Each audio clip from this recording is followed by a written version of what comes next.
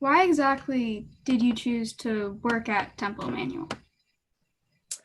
Um, the first time, last year was my first year working at Temple Emanu-El, and I think I just lucked out with the way that the internships were assigned, and the way that we engage in the lottery system to be at our different placements for internships. And at the end of my internship, I went to Rabbi Prosnit and just really wanted to come back because I fell in love with the community at Temple Emanu-El. And I just didn't want to leave. I thought that I was so blessed to learn so much from everybody, including, Ethan and Hannah, you two, who I've been able to spend a lot of time with. And I was just able to really get to know these wonderful people who I didn't want to get like to stop getting to know. And yeah, now I'm here, and it's really wonderful. Well, what exactly is wonderful? What exactly is, do you want to go into any specifics about what you like? Or did you already just say that? I mean, you can always just say it's us. Yes, well, it is. I mean, I I feel very lucky that I've just been able to have some one-on-one time with individual congregants. Like Ethan, I'm still waiting for your Clue play video so that I can watch it. And I think that just getting to know everyone in a very intimate way has been a life force for me in this work, as I study to be a rabbi. And it's the values that I see at the temple being challenged and worked on, and also being perfected by the whole team of the temple staff and community, that just gives me koach, it gives me strength to keep going. Especially, sometimes when I think about how scary the world is these days, that is what is so wonderful. So, bit of a fun question, or it could not be fun. What is one goal for this year? At the temple or a personal goal? Either. Oh. Well, because the new year is coming up and I'm making my resolutions, a personal goal is to stop eating so many Oreos. That is a very real personal goal for me. Completely relatable. Yeah, Ethan, is that one of your personal goals? No, I'm sorry, I'm a Chips Ahoy fan. I mean, I don't think I even eat Oreos. That is mind-blowing to me. They are so much a part of my life. But I do know some people who have similar goals. Oh, yeah. Wait, we're talking about Oreos. How are you eating them? Because you have to separate it first. And do you? Yes. I mean, I'm a dunker. Yeah. Bling, bling, bling, bling. I don't know. I also am not into double stuff. I just have to say it. It's just too much. It's too much stuff. It's okay. I think we can still be friends, even if we disagree about this. I hope we can model that for community coalition building. Yeah, that is, I mean, that's actually a very personal goal of mine, to stop eating as many Oreos as I do eat. And a goal that I have in terms of working with Temple Emanu-El is to reach out more to congregants who I haven't met and gotten close with as I have with you, and to just learn more about the temple's history, and learn as a rabbinic student how I can be the best rabbi for this kahal, this community.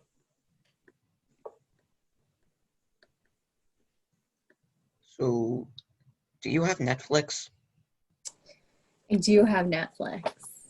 I just want to, because this is related to the question that I was. Mhm. Okay, so what have you been watching recently? On Netflix. I don't watch television that often. Neither do I, so we're. Yeah, but the COVID binge watching fad. Yeah, actually, like I've just turned that into books, like a binge reading a fad. But I do watch, I mean, there are some things I watch. Let's see. My husband and I just watched a few episodes of the Michael Jordan documentary, which I forget what it's called.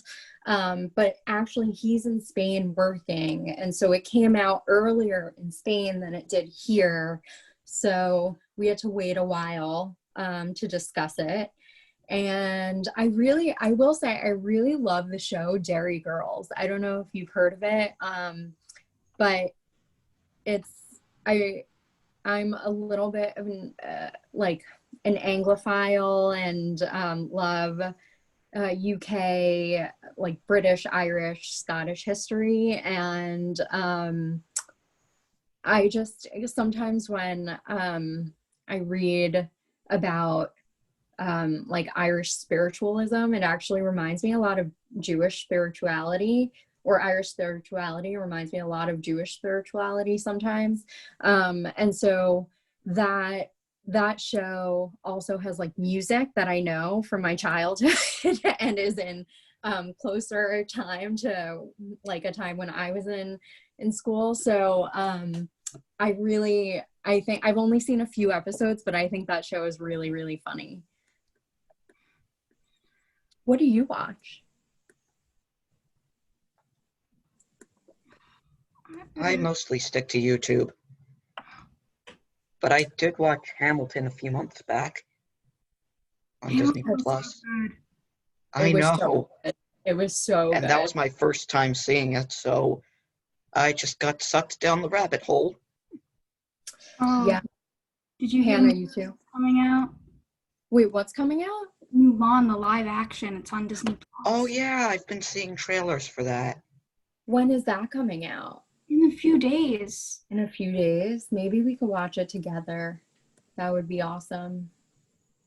Yeah, I've been watching like a few things in English, but mostly stuff in Korean because. Oh. But Cool. I really I just like things in other languages. I enjoy reading the subtitles.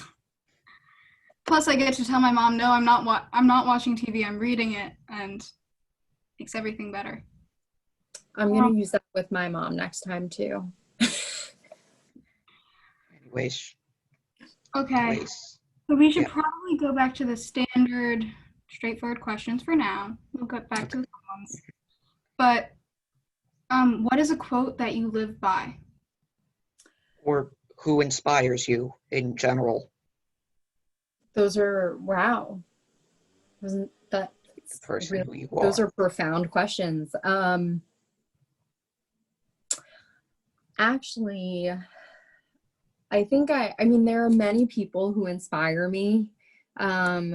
And I am actually staring at an inspiration board that I have right now. Also, can you hear the yard work behind me? Should I? No, we can't. You're good. Great. And I have a poem that I've been coming back to these past few months that I will read for you. And there's a few things about this poem that I think are really special. So I will just say, poem begins. If you are lucky in this life, a window will appear on a battlefield between two armies. And when the soldiers look into the window, they don't see their enemies. They see themselves as children. And they stop fighting and go home and go to sleep. When they wake up, the land is well again. And that is by Cameron Penny. He wrote that at age 9. And I just think it's a very inspirational text about the way that we approach conflict and disagreement. And it gives me a lot of hope.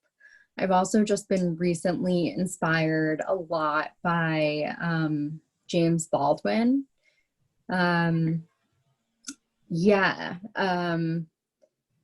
I've been reading Baldwin for a long time, but what's really, I guess, what's nice is there are a lot of new publications that have really highlighted his work in the past, I would say, decade or so. So seeing him on the bookshelves has been really wonderful. And then I guess I'll end with Frida Kahlo, because I love Frida Kahlo and her artwork and her activism. And one of her quotes that I love is, "At the end of the day, we can endure much more than we think we can." Her art especially is really breathtaking. It's beyond beyond. Yeah, she's really iconic. I can't think of anyone who wouldn't know her. Yeah. Except people who haven't really studied or haven't really looked into.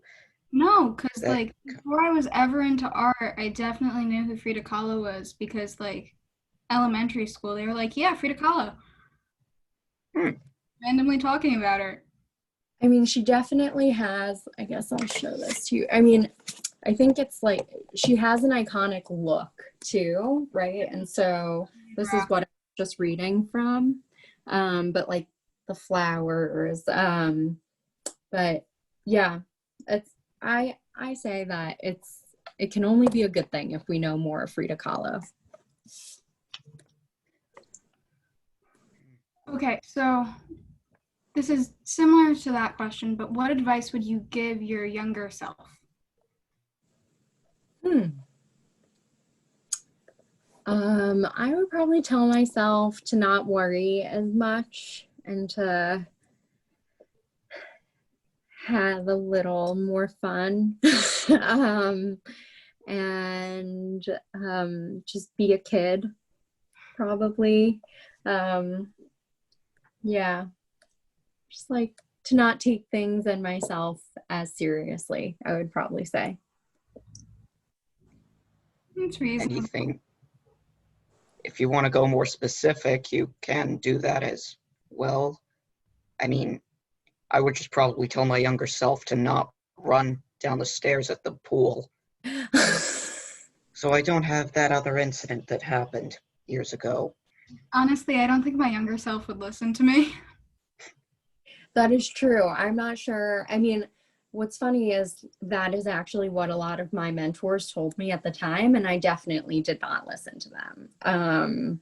So you bring up a very good point. I don't know. I was just like a very, very serious student, and I think I am still now. But school wasn't the end all be all that I thought it was. And so that's just a part of growing. And what's one thing you want everyone to know about you before we move on to the fun questions?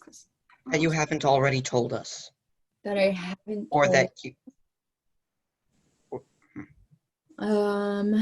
that, let's see, that I haven't.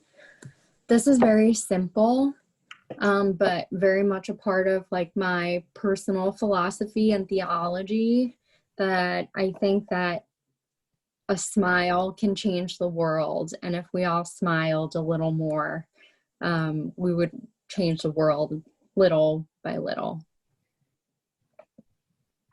No, we're all smiling. I was already smiling. That is true. Ethan, do you want Okay, to? now on to something a little less serious. Sorry. What's your favorite food? It could be anything really. Comfort food. That one thing that you had last week. My favorite food, I would have to say, which is also my comfort food, is kimchi and rice. I just grew up eating kimchi every day because my mom is Korean and we have Korean food in our house a lot. And I mean, kimchi is just cabbage, right? So it makes a lot of sense that like when I eat it, I think my body feels better. But there's something about, there's this stew that you can eat. It's called kimchi jjigae, and it's basically like a stew of kimchi. And my favorite comfort food is eating my mom's kimchi jjigae. There's something about it. As soon as I have it, I just feel like a warm blanket is being wrapped around me. Yeah, so that would definitely be my favorite food. What are yours? Mac and cheese. Mac and cheese. No That's questions asked. Mm. I would clean my plate of all the melted cheese. And I would go for thirds.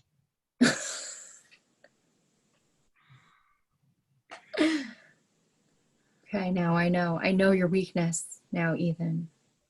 I'm learning. I don't think I have a favorite food. I mean, I cook most of my food myself because I have different tastes than both my parents. My dad mostly eats meat and like broccoli. I don't eat meat at all. My mom also doesn't eat meat, but she prefers like the less fishy fishes. But I love salmon. We usually get salmon from Wegmans, and I'll make teriyaki salmon, and then I'll saute a bunch of different vegetables. And yeah, I love cooking. Like sometimes I'll saute it in like a vinegar mixed with teriyaki sauce and cooking wine, and then I'll cut up some avocado and some cucumber, and I'll have a whole like this. That sounds really good. Yeah, that sounds amazing. If you ever just make a little too much, just no, I'm only 40 minutes away. But I would make the trip, Hannah. Only if you have, I mean, if you've just by accident made too much, you know? I made too much the other night. You should have told me. Okay, so moving off of food, because now I'm getting hungry. Yeah, me too. I still need to finish my lunch. Any superpower, what would you choose?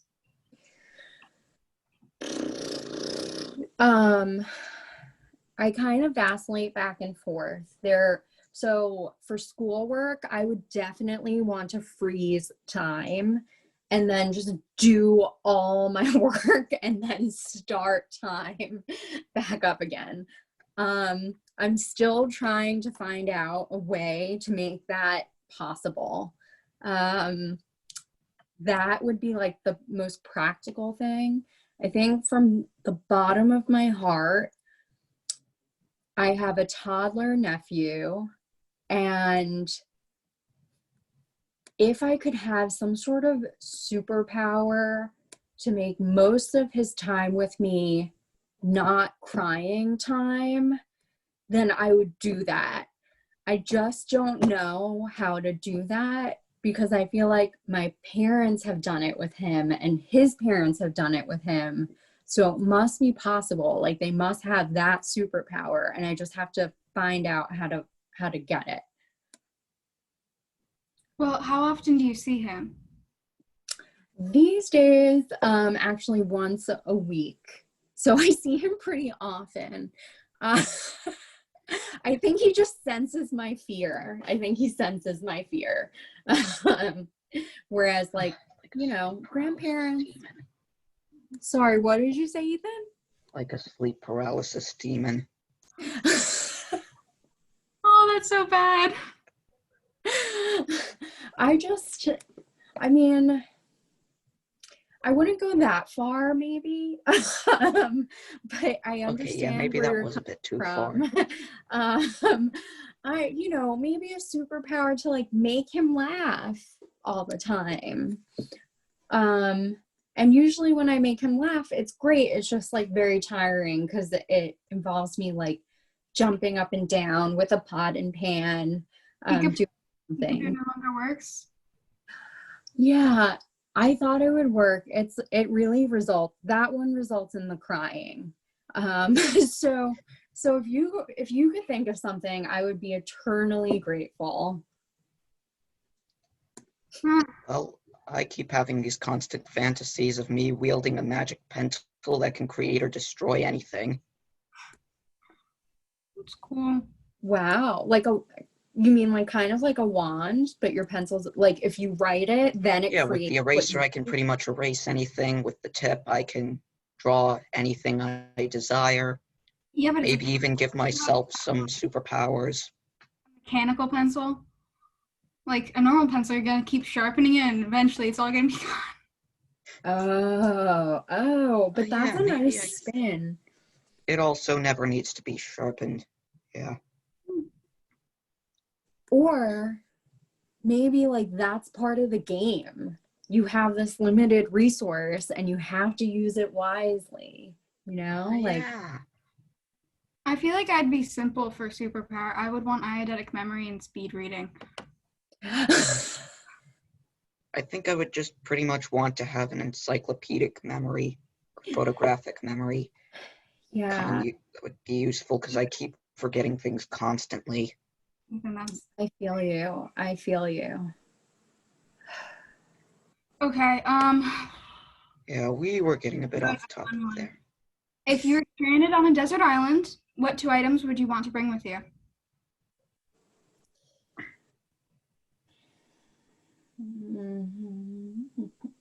If I was stranded on a desert island, with these hypotheticals, I have to be very specific. So I'm just going to ask you for the specific conditions.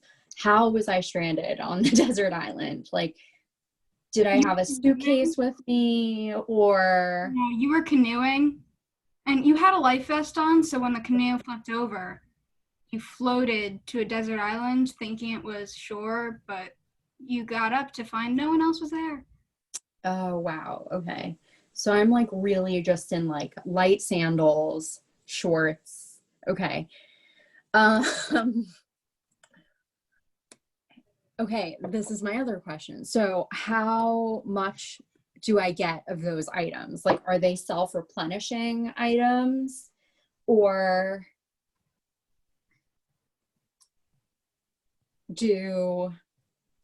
if let's say I said I would want rice with me, like is that an item that I would just like always have or no? Probably not, because then it would be easy. Okay, so I would probably want a hammer because it's useful. Or maybe not a hammer, but like one of those Swiss Army knives that has like a million different things when you open it up. Oh, I have one of those. Yeah, and it's just like light, so I could carry it with me everywhere. And probably a book of poetry, but I'm not sure which book of poetry. I think I would I'm actually reading this book now. She Walks in Beauty, A Woman's Journey Through Poems. I just got this as a gift. And it's just a wonderful compilation of wonderful compilation of poems from various different writers. And I love reading poetry for many different reasons. But one of the reasons is that sometimes that's when I really do kind of feel like I have that superpower, like time stops when I'm really immersed in a poem. And so I think that would probably give me a lot of strength and comfort. So I would bring this book, She Walks in Beauty.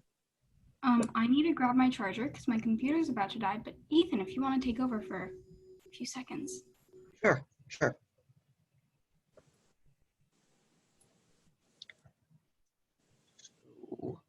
Hmm.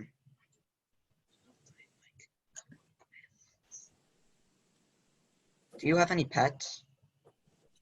I do, but I don't have them with me. I have a dog named Mal, and he is with my husband in Spain, and he is very naughty. He's a very cute but naughty dog. Oh, what naughty things has he done? Did he pee on your lawn? No, he's allowed to do that. But I don't know if I can't really blame it all on him because I sneak him snacks all the time, which is big no-no. But a few naughty things that come to mind are just kind of like if we're eating outside and the dinner table is set and we go back inside to grab one last thing, we'll notice like plates of food are just empty. And he's really good at just not messing up anything on the table. But like whole plates of food are just gone as though a ghost ate them in the 15 seconds that we went inside to grab something. So I would say like that's pretty naughty. A large dog, a small dog. He's pretty big. He is a golden Labrador retriever. He's getting a little bit of a pouch, I would say. He's getting pretty old. He's close to, I think, 11 years old, but I would have to double check that. So he's just not as active, but he always has an appetite. So, like his midsection, there's no judgment. I'm just saying his midsection is just growing a little. And, he kind of forgets how big he is sometimes. So he'll just like sit on you thinking, I think that he's a very small dog. But then you realize like you can't move unless he gets up. So there are those things. And he's naughty because he knows I'm the one who will cave and give him the snack that he's not allowed to have. So, just like a nuzzle here and there. But he never does that to my husband because he knows. So yeah, he's a little naughty, but I think I kind of like that about him. So. Okay, so I think we should do a speed round of choosing between one thing or another because. Okay. Oh yeah, there's plenty of those. I'm ready. Coke or Pepsi? Coke. Dog Dogs or or cats? Cat. Oh my gosh, wow. I'm surprised I said cat. Phone call or text? Text.